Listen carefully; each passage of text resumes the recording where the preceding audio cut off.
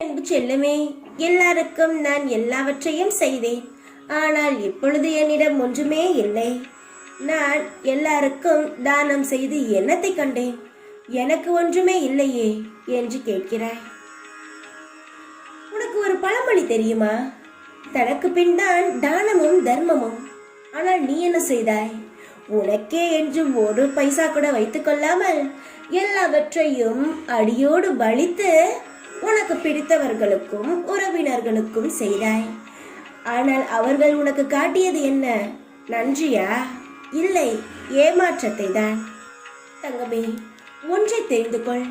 சாப்பாடாக இருந்தாலும் சரி, காசு பணமாக இருந்தாலும் சரி, நகையாக இருந்தாலும் சரி, இதையும் அடியுடன் உழைத்த தானமாகவோ இல்லை இதை வைத்துக்கொள் என்றோ கொடுக்க கூடாது. அது மிகவும் தவறு. நீ இப்படியெல்லாம் நன்மை நன்மை என்று செய்து அடுத்தவர்களுக்கு பாவத்தை பார்த்து இன்று நீ நிற்கும் இடம் தனி மரமையாக தான் நிற்கிறாய். உன்னுடன் பணம் இருக்கும் பொழுது இருந்த கூட்டம் நீ இப்பொழுது தனிமரமாக நிற்கும் பொழுது யாரும் உன்னிடம் இருக்கவில்லை. அது உனக்கும் தெரியும்.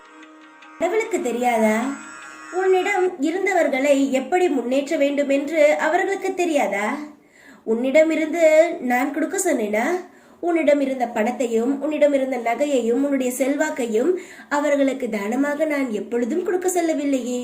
நீயாகவே கொடுத்த இன்று எதுவும் இல்லாமல் தனியாக நின்று கொண்டிருக்கிறாய். உன்னிடம் வாங்கியவர்களும் உன்னிடம் இல்லை, உன்னை கொடுத்த பணமும் உன்னிடம் இல்லை. இப்பொழுது தனியாக தான் இருக்கிறாய். ஆனால் நான் உன்னை அப்படி விட்டுவிட மாட்டேன்.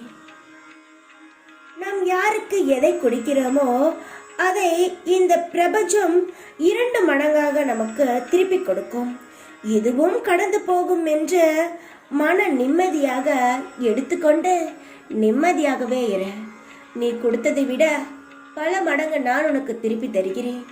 அதை நீ பத்திரமாக வைத்துக்கொள். வாய்ப்பு என்பது ஒரு முறைதான். நீ இந்த வாய்ப்பை நீ தக்க வைத்துக்கொள். அதுவே உன் வாழ்க்கையில் நிச்சயமாக உயரத்திற்கு அழைத்து செல்லும். நீ எப்பொழுதும் எந்த ஒரு நிலையிலும் தடுமாறாதே. எப்பொழுதும் உன் எண்ணத்தை தெளிவாக வைத்துக்கொள். அதுவே உன் வாழ்க்கையில் நிச்சயமாக ஒரு நல்ல முடிவை தரும். தங்கமே, எப்பொழுதும் கலங்காதே. எப்பொழுதும் உன் குடும்பி தான் இருக்கிறேன் நான். ஓம் சாய்ராம்.